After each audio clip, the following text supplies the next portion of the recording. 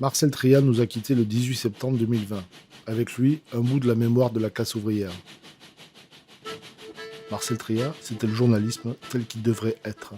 Le journalisme tel qu'il a été parfois, rarement à la télévision.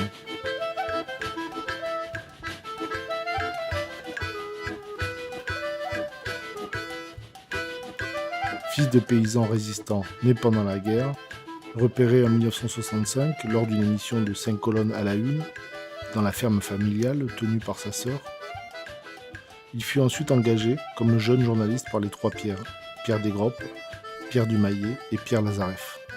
Les papas.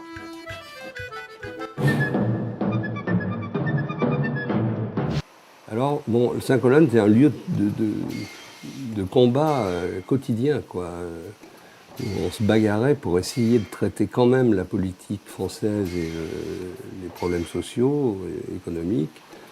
Mais à ce moment-là, on avait sur le dos le fameux SLIC, quoi, le service de liaison interministériel pour l'information.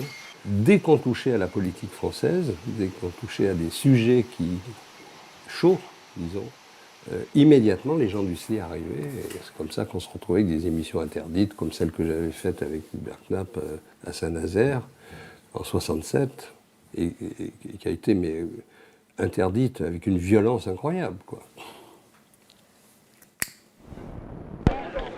Saint-Nazaire, 1er mai 1967.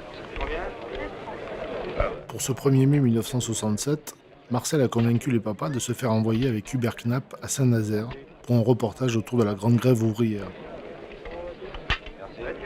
Les papas savent les limites de l'ORTF, contrôlée directement par le pouvoir gaulliste. Mais ils lui disent « Vas-y petit, fais le sujet autour du 1er mai, du muguet, et on verra bien si ça passe. » Mais plus que la vente du muguet, ce que Tria et Knapp filment, un an avant le joli mois de mai 68, c'est un exemple de lutte solidaire et victorieuse. Un mauvais exemple, quoi.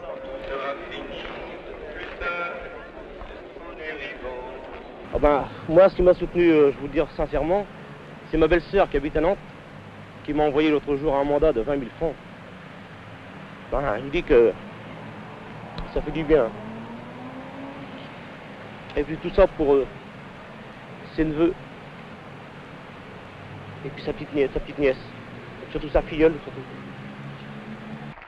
Marcel découvre alors la censure d'État. Même protégé par les papas, ça ne suffit pas à faire passer le sujet. Comme toujours dans ce genre de situation, le film sera détruit. Sauf que là... Moi, je suis resté avec le monteur et on est allé mixer le reportage. Il n'était pas mixé, enregistrer à la va-vite le commentaire avec un copain technicien. Et je suis parti avec la bobine dans un sac. Je l'ai volé carrément.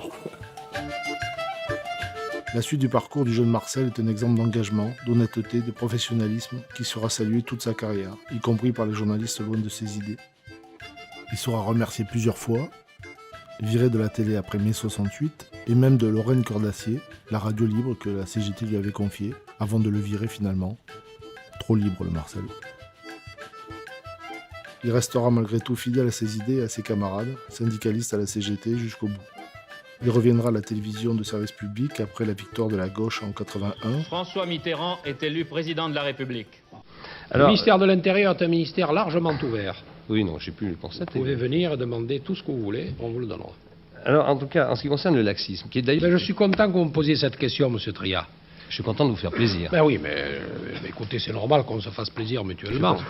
Permettez-moi de revenir un peu sur le passé peut-être un peu douloureux parfois. Votre attachement à la personne du général de Gaulle force le respect. Pour ces raisons, vous êtes trouvé à l'origine du service d'action civique. Vous avez été l'un des dirigeants à Marseille, puis le vice-président national. Il faut bien reconnaître, monsieur Pasqua, que cette pureté de conviction et de sentiment, ce n'était pas le cas de tout le monde au SAC.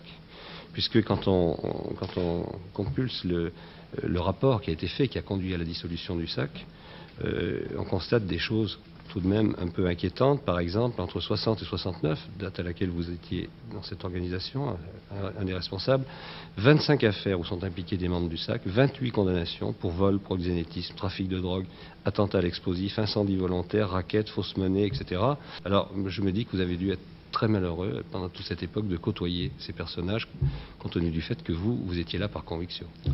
Monsieur Triard, Marcel Triat a donc été mis au placard par la droite en 86, puis par la gauche en 91. Un immigré clandestin devant l'avion de ligne ordinaire et qu'il se débat pour ne pas entrer dans l'avion, le pilote est justifié de ne pas le prendre. Et oui Bruno, en octobre 86, lors du fameux charter pour le Mali de Charles Pasqua, les responsables socialistes n'avaient pas eu en effet de mots assez durs pour flétrir de telles méthodes comme le temps passe. Mais moi je comprends très bien le pilote. Le pilote est responsable de la sécurité à l'intérieur de l'avion. Donc s'il prend un individu qui se trouve dans un état d'exaltation dangereux, il prend un risque. Et il a raison de ne pas le prendre. Ça veut dire que ce procédé n'est pas bon. Autrement dit, il faut en trouver un autre. Mais rassurez-vous, nul ne songe sérieusement sans doute à ouvrir un terminal supplémentaire à Roissy pour cet improbable pont aérien. Ce sont les mots qui comptent, ceux qui caressent dans le sens du poil. Le mot charter, par exemple. Après sa célèbre sortie sur le bruit et l'odeur des immigrés, Jacques Chirac a gagné 5 points dans les sondages. On dirait bien que cela donne des idées à ses confrères, de gauche comme de droite. merci Marcel Triard. Marcel Triat a consacré la suite de sa vie à la réalisation de documentaires. Ce parcours, il le confie dans Voix Off que vous pouvez voir sur Ciné Mutin avec quelques-uns de ses films. À travers ces documentaires, Marcel Triat est resté fidèle à la classe ouvrière, aux prolos, aux précaires, aux invisibles, qu'il a filmé sans complaisance, mais avec respect et humanité. Un modèle qui peut inspirer les nouvelles générations de journalistes, celles et ceux qui croient encore en un journalisme tel qu'il devrait être. C'est la résistance qui t'assure une carrière paisible. C'est la résistance. C'est pas la soumission. Parce que tu te soumets et tu vas être obligé de t'incliner toujours plus bas, quoi, hein, jusqu'à ce que tu aies le nez sur la moquette, quoi. Il n'y a pas de limite. Tu commences à t'incliner, t'es foutu.